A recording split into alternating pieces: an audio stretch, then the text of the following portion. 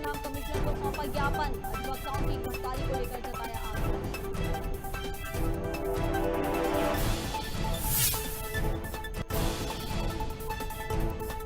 दमोह में प्रधानमंत्री आवास योजना को लेकर ग्रामीणों में विरोध है। ग्रामीणों ने जनपद पंचायत परिसर में दिया धरना, सरपंच सचिव पर उक्त कार्रवाई की।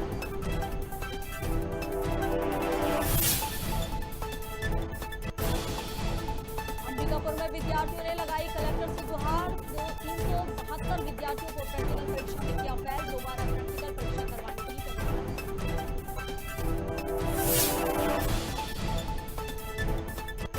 और राजधानी रायपुर में कल होगी कांग्रेस की सदस्यता विस्तार की बैठक, कांग्रेस नेता चंदन यादव भी होंगे बैठक में शामिल, कृषि मंत्री रविंद्र चौबे ने दी जानकारी।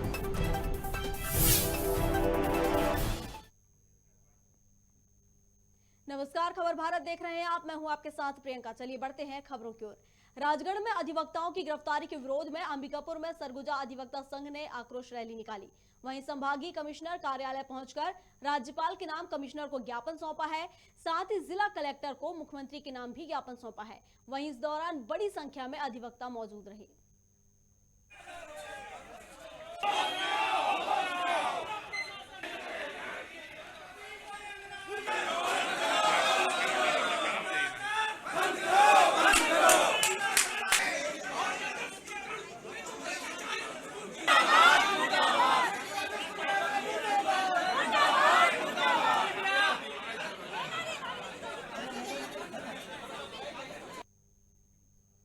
माखन नगर के ग्राम मंडवाड़ा में बंदर को अचानक से करंट लग गया, जिसका पता चलते ही आंचल खेड़ा के युवा रेस्क्यू टीम के साथ वहां पहुंचे और बंदर की जान बचाई और उसे उपचार के लिए बाबई पहुंचाया।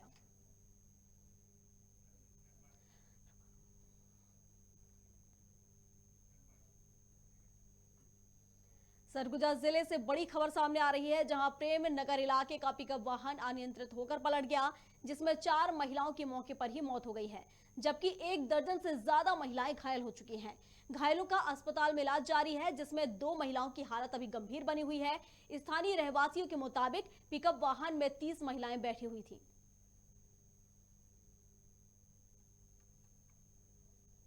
अभी डिस्ट्रिक्ट हॉस्पिटल में 3 मौत और हुआ, बाकी 20 की संख्या में लगभग लोग घायल हैं, जिनका उपचार जिला चिकित्सालय में हो रहा है। कई लोगों को रेफर भी किया गया है।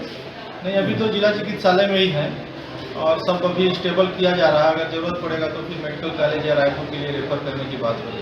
आप लोगों की तरफ से किस तरह से प्रयास किया जा रहा है इनको बचाने और देखिए, माननीय विधायक जी भी अभी डिस्ट्रिक्ट हॉस्पिटल में पहुंचे हैं और जिला प्रशासन से सतत संपर्क में है और जिस प्रकार की भी सुविधा इन लोगों को उपलब्ध कराने की जरूरत होगी वो जिला प्रशासन और माननीय विधायक जी के प्रयास से उनको अच्छा उपचार मिल सके, इसके लिए प्रयास होगा। अभी डिस्ट्रिक्ट हॉस्पिटल में 3 खबर है, जहां पर तेज रफ्तार से दौड़ते रोड पर वाहनों में ऐसी घटनाएं लगातार सामने आती हैं, जहां आज एक बार फिर अनियंत्रित वाहन पलट गया है, जिसके चलते 4 महिलाओं की मौके पर ही मौत हो गई है। चलिए इस पर अधिक जानकारी के लिए श्रवण महंत सूरजपुर से हमारे संवाददाता हमारे साथ जुड़ गए हैं। सूरज, प्रेम नगर इलाके में एक पिकअप वाहन अनियंत्रित होकर पलट गया, जिसमें 4 महिलाओं की मौत हो गई। बिल्कुल जी, देखिए बहुत दुखद घटना है। ये शादी समारोह में जा रहे थे, जो प्रेम नगर के ही वार्ड क्रमांक 2 की महिलाएं थी। वो वहाँ के नजदीक एक गांव है शिवपुर, वहाँ पर शादी समारोह में शामिल होने जा रही थी और वहाँ पे एक मंदिर पड़ता है। वहाँ पे दर्शन करने के बाद जैसे ही उस पिकअप में सारी महिलाएं बैठी और कुछ दूर पर गई तो ये जो पिकअप वाहन था वो अनियंत्रित होकर पलट गया, जिससे मौके पर ही एक महिला की मौत हो गई और 4 अन्य जो महिला थी वो अस्पताल में दम तोड़ दी और बाकी और दर्जनों महिलाएं जो थी वो घायल हो गई थी, जिसका इलाज जो है सूरजपुर जिला चिकित्सालय में चल रहा था। और इसकी सूचना जैसे ही वहां के क्षेत्रीय विधायक खेलसाय सिंह को हुई, उन्होंने मौके पर पहुंचा और इसका जायजा लिया। इसके बाद तमाम जो वहां के जो चाहे थाने प्रशासन हो या फिर क्षेत्रीय प्रतिनिधि वहां पर पहुंच करके सारे महिलाओं का जायजा लिया, क्योंकि ये बहुत बड़ा हादसा था। 4 महिलाएं की मौत हो चुकी थी और बाकी जो 3 महिलाएं थी उनको रायपुर रेफर कर दिया गया था, जिसका अभी तक जो है वो हालात है वो ठीक नहीं है। अभी उनकी स्थिति सही सुधार नहीं हो पाया है। हालांकि बाकी जो महिलाएं थी उनका उपचार जो है जिला चिकित्सालय सूरजपुर में हो रहा है और एक बहुत ही दुखद घटना है जिसकी जैसे ही जानकारी लगी क्षेत्र में मातम फैल गया और सारे लोग यहाँ शोक का माहौल है क्षेत्र में, क्योंकि शादी समारोह में जा रहे थे तो दूल्हा पक्ष और दुल्हन पक्ष सारे लोगों में ये माहौल है और शादी का जो है मातम में बदल गया है जी। जिस तरीके से ये घटना हुई है, अनियंत्रित होकर पलट गया है वाहन, तो क्या ओवरलोड था वाहन जिसके चलते अनियंत्रित होकर पलटा है या फिर कुछ शराब वगैरह पीकर चला रहा था गाड़ी जिसके चलते ये दुर्घटना हुई? देखिए, वो जो वाहन था वो माल वाहक वाहन था और उसमें जो है पिकअप वाहन में सामान ढोया जाता है, लेकिन थोड़ा पैसा बचाने के लिए जो ग्रामीण हैं, जो गरीब तबके के लोग हैं, वो इस पिकअप वाहन का सहारा लेते हैं, ट्रैक्टर का सहारा लेते हैं जिसमें जो है बारात वगैरह जा सके। तो ये जिस तरह से माल वाहक वाहन में 30 से अधिक महिलाएं इसमें लोड थी और यही वजह था कि ओवरलोड की वजह से जो है वो जो वाहन का संतुलन खो गया ड्राइवर और जिसके वजह से एक बड़ा हादसा यहाँ पे हुआ, जिसमें अभी जो प्रेम नगर की जो महिलाएं हैं वो 4 महिलाएं जो थी वो काल के गाल में समा चुकी हैं और बाकी जो है जिनका उपचार चल रहा है। क्योंकि इस तरह से लोगों को समझना चाहिए कि जो माल वाहक वाहन होता है उसमें जो है केवल माल ही ढोया जाए, इस तरह से यात्रियों का परिवहन न कर दिया जाए। इस जो घटना है दुर्घटना से लोगों को एक सबक लेना चाहिए कि माल वाहक वाहन में जो है लोगों को न ढोया जाए, बल्कि जो चीज है बस है या इस तरह से जिस सवारी वाली गाड़ी होती है उसमें बारात या किसी चीज भी जाना चाहिए। तो चूंकि ये शोक बहुत ज्यादा वहाँ के लोगों को शोक का माहौल है। जी बिल्कुल श्रवण, जिस तरीके से 4 महिलाओं की मौत हो चुकी है तो जो माहौल है वो मातम वहाँ पर छा गया होगा, साफ नजर आता है इन घटनाओं को देखकर। ये एक बात बताइए मुझे, क्या इससे पहले भी इस तरह की कोई घटनाएं वहाँ पर हुई हैं? क्या इससे पहले भी अनियंत्रित होकर कोई वाहन पलटा है वहाँ पर, उस जगह पर? देखिए, अगर जिले की बात करूं तो इस तरीके से कई घटनाएं हुई हैं जो मालवाहक वाहन दुर्घटना का शिकार हुए हैं और जिसमें दर्जनों और कई जो लोग हैं वो काल के गाल में समा चुके हैं। लेकिन इससे जिला प्रशासन और ये जो तमाम जो इनके विभाग होते हैं ये मौन रहते हैं, क्योंकि लगातार उनके नाक के नीचे से गुजरता है। क्योंकि प्रेम नगर में शादी हो रहा था और सूरजपुर जा रहे थे, इस बीच में कई ऐसे जगह हैं जैसे थाना वगैरह पड़ते हैं, तो रोजाना इस तरह से अभी शादी का माहौल है तो कई लोगों को देखने को मिलता है कि भारी जो मालवाहक वाहन है इसमें सवारी भर के जा रहते हैं, लेकिन इन वाहनों पर कोई पुलिस प्रशासन चाहे किसी की नजर नहीं पड़ती और कोई कार्रवाई नहीं होती है और इसका खामियाजा ये उठाना पड़ता है कि इस तरह से सड़कों पर दुर्घटना हो जाती है जिसमें कई लोगों की मौत होती है। इससे जो है जो पुलिस प्रशासन है और इससे सबक लेना चाहिए। हालांकि जैसे ही इस चीज का जानकारी संभाग के आईजी को हुई, उन्होंने रात में चेकिंग और तमाम तरह के जो नशे तबके के लोग होते हैं उनका माउथ जो चेक होता है शराब के नशे वाला, वो सारे चीज हर जगह जिले में तैनात कर दिया गया था, जिससे कई कम से कम पूरे अगर संभाग की बात करूं तो सैकड़ों की संख्या में लोगों के ऊपर कार्रवाई हुई है। वो इसी दुर्घटना के चलते इस तरह से आईजी ने ये लिया। लेकिन इस चीजों को जो पुलिस प्रशासन है उसको सबक लेना चाहिए कि मालवाहक वाहन में सवारी ढोक के ले जा रहे हैं तो उनको समझाई देनी चाहिए और इन पर कार्रवाई होनी चाहिए। जी चलिए ठीक है, बहुत शुक्रिया आपका हमारे साथ जुड़ने के लिए।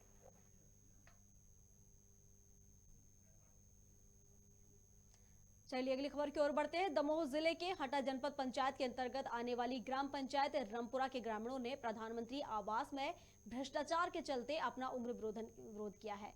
ग्रामीणों ने ग्राम पंचायत सचिव पर प्रधानमंत्री आवास में पैसे मांगने के आरोप लगाए हैं। ग्रामीणों ने एक आवेदन अनुविभागीय अधिकारियों को देकर उसमें उल्लेख भी किया है कि आवेदन परसोत्तम प्रधानमंत्री आवास की सूची में दर्ज है, जिसका लाभ जिसका लगभग 2 माह पूर्व आवेदन द्वारा प्रधानमंत्री आवास योजना का ग्राम पंचायत सचिव कृष्ण कुमार दहायत से संपर्क किया गया तो प्रधानमंत्री आवास दिए जाने के बदले ग्राम पंचायत सचिव द्वारा 10,000 पहले और 10,000 की जो किस्त है वो बाद में देने को कहा गया, जिस पर ग्रामीणों ने सरपंच सचिव पर उचित कार्रवाई करने की मांग की है। कुटीरों के दलालों को मारो सालों को, कुटीरों के दलालों को मारो सालों को, कुटीरों के दलालों को मारो सालों को, भ्रष्टाचार बंद करो, भ्रष्टाचार बंद करो, भ्रष्टाचार बंद करो, कुटीरों के दलालों को मारो सालों को, कुटीरों के दलालों को मारो सालों को, भ्रष्टाचार बंद करो, भ्रष्टाचार बंद करो।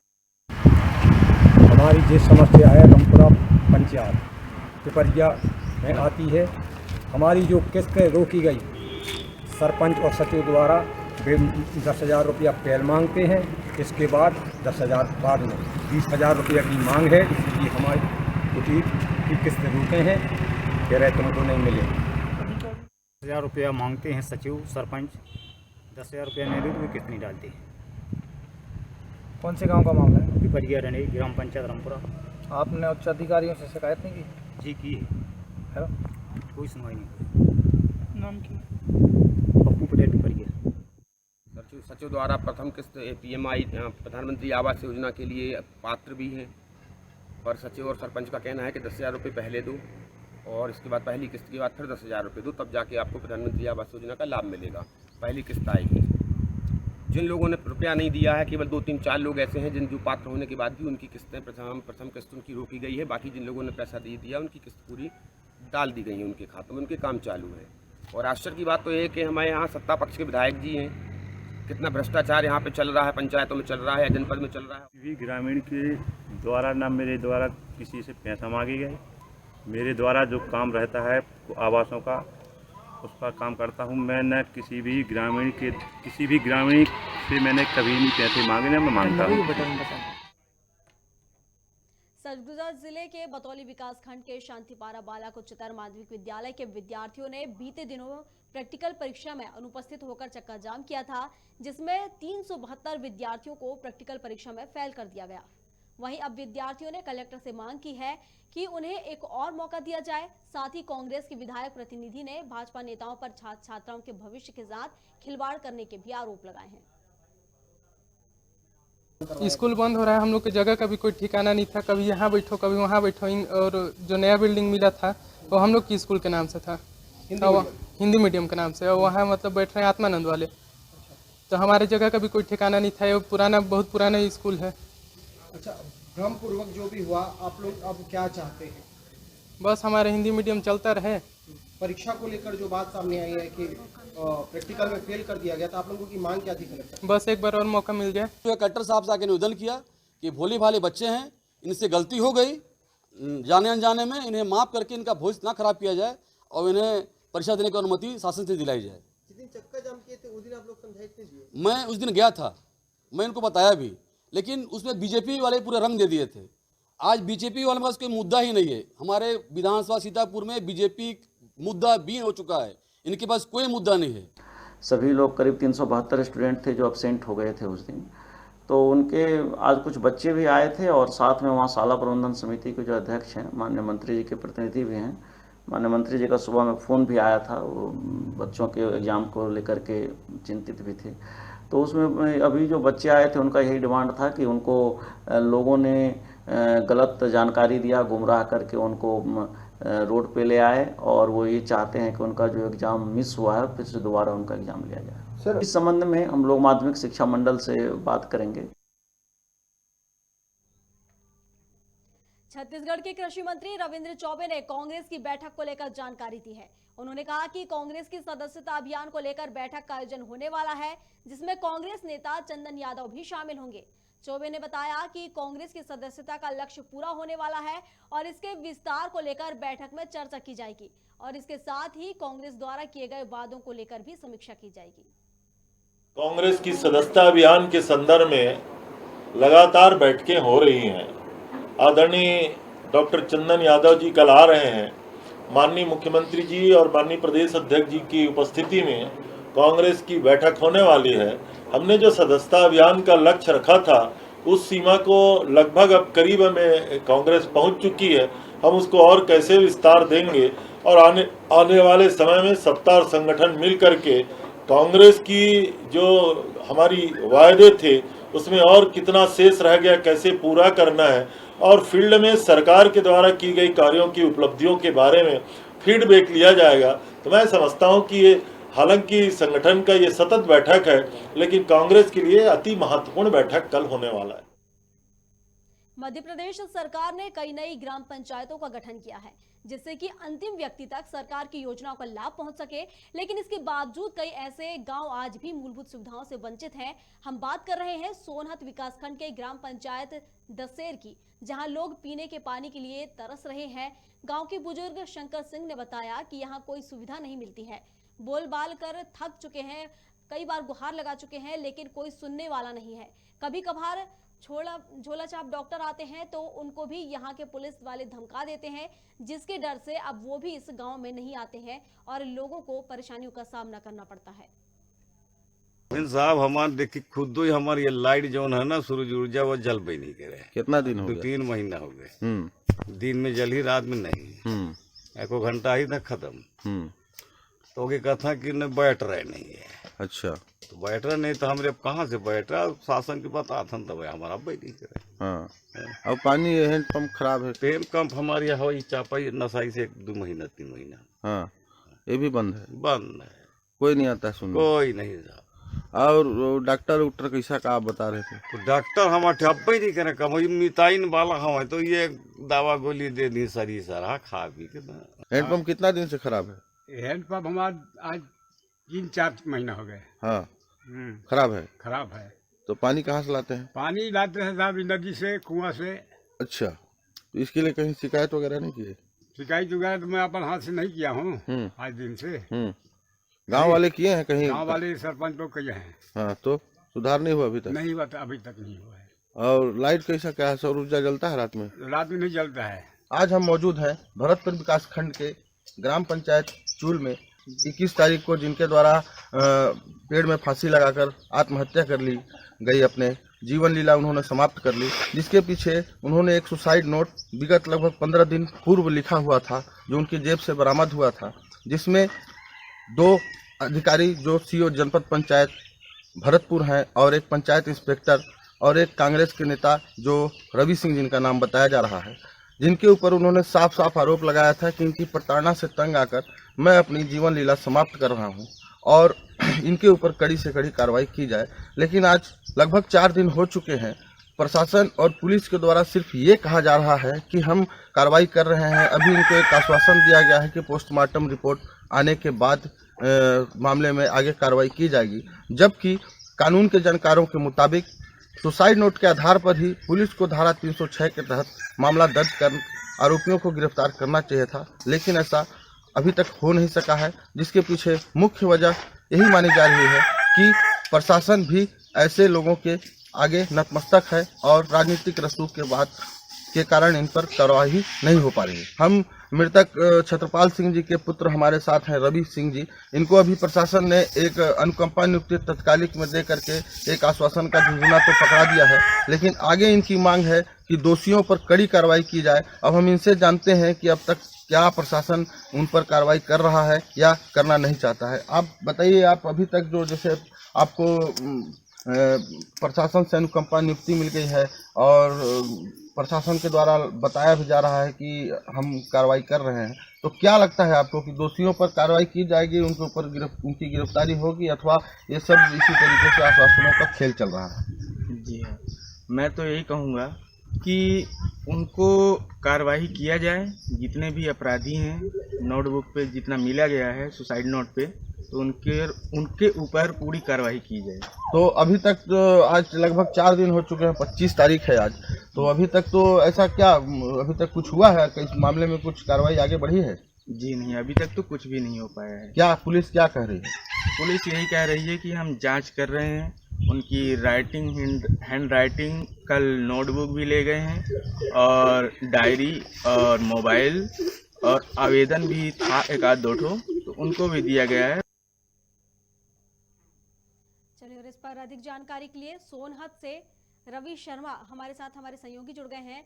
रवि, भले ही सरकार कितनी भी योजनाएं निकाल ले, लेकिन कुछ गांव आज भी ऐसे हैं जो मूलभूत सुविधाओं के लिए तरस रहे हैं, उनमें से एक गांव सोनहत भी है। जी रवि।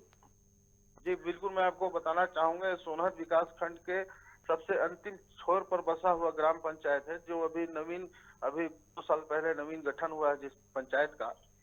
और जहाँ के जो ग्रामीण हैं बिल्कुल भी मूलभूत सुविधाओं के लिए मोहताज हैं। आज भी उनको किसी प्रकार की स्वास्थ्य सुविधा या पीने के लिए साफ पानी और रात में बिजली जैसी तमाम समस्याओं से गुजरना पड़ रहा है। उनके द्वारा कई बार प्रशासन से गुहार लगाई गई कि हमारी इन समस्याओं पर ध्यान दिया जाए, लेकिन उनकी अब तक कोई सुनने वाला बिल्कुल भी नहीं आया है। इसी वजह से लगभग 3 से 4 महीने हो चुके हैं। दशहर ग्राम पंचायत के एक पूरा मोहल्ला है पश्चिम पारा के नाम से जो जाना जाता है, वहाँ 4 महीने से लाइट नहीं चल रही है, जिसका कारण सिर्फ ये है कि वहाँ जो सौर ऊर्जा से जो बैटरी चार्ज होती है वो बैटरी खराब हो चुकी है और जो हैंड पंप है वो भी विगत 3 से 4 महीने से खराब है। तो मोहल्ले के लोगों को दूसरे मोहल्ले में लगभग 1 किलोमीटर दूर कुएं या नाले में पानी लेने जाना पड़ता है, जिसके बारे में भी उनके द्वारा पीएचई विभाग के अधिकारियों को कई बार शिकायत किया गया। स्वयं ग्राम पंचायत के सरपंच ने भी शिकायत पत्र दिया है कि इतने दिनों से नल जल हमारा खराब है, लेकिन अब तक कोई भी अधिकारी मौके पर नहीं पहुंचे हैं और उनकी समस्या जस की तस बनी हुई है। जी, क्या कारण है रवि की इनकी समस्याओं का निराकरण नहीं हो रहा? क्यों नहीं सुन रहे आखिर अधिकारी इनकी गुहार?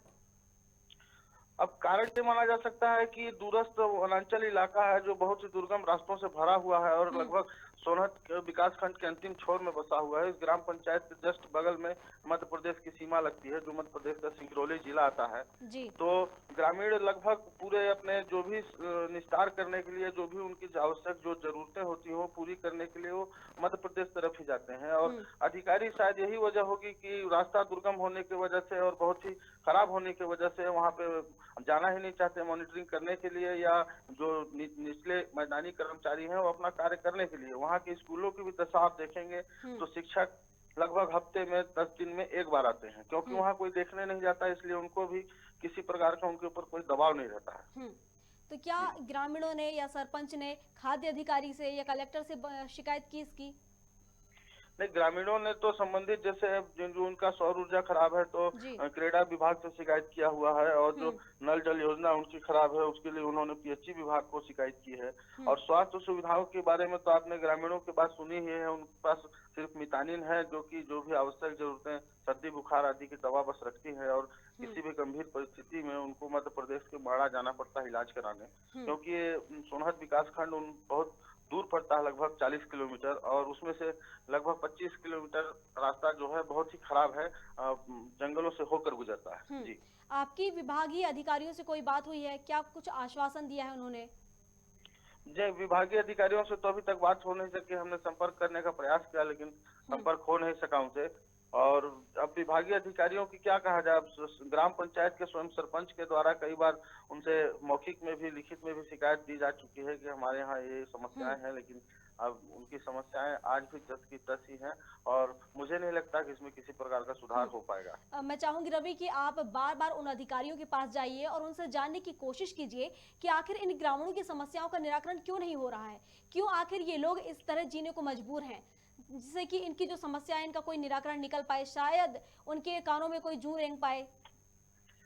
जी जी बिल्कुल, हम इसके लिए प्रयासरत हैं और हमेशा प्रयास करते रहेंगे जब तक वो अधिकारी सुन नहीं लेते हैं। लेकिन अभी तो ग्रामीण उसी तरह अंधेरे में जीने को मजबूर है, उनकी देखने सुनने वाला अभी तक तो कोई नहीं पहुंचा है।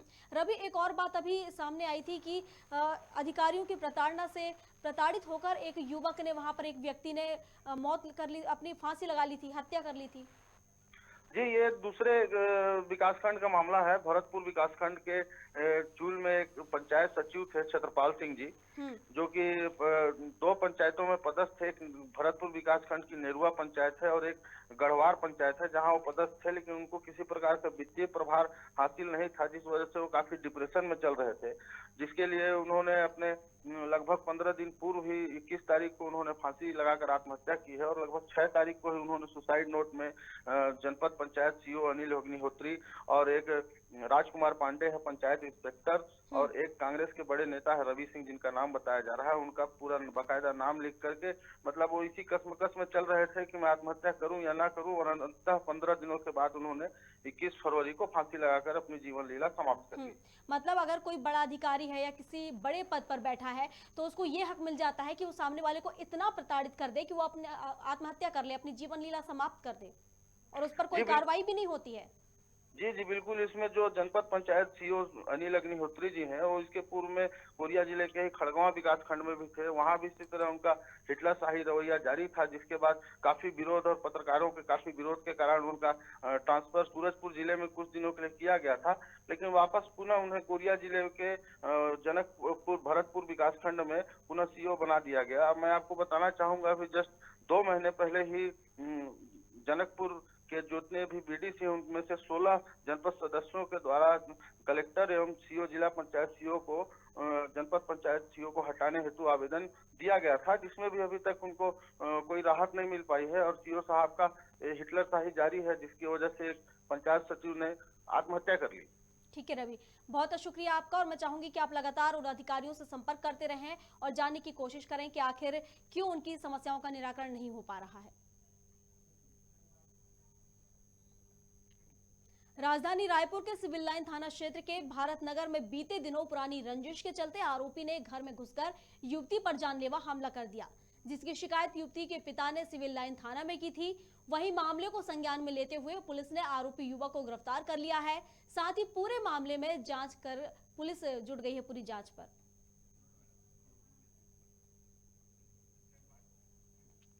खबर भारत में खबरों का सिलसिला लगातार जारी है। अधिक अपडेट्स के लिए आप बने रहिए हमारे साथ और देखते रहिए खबर भारत। नमस्कार।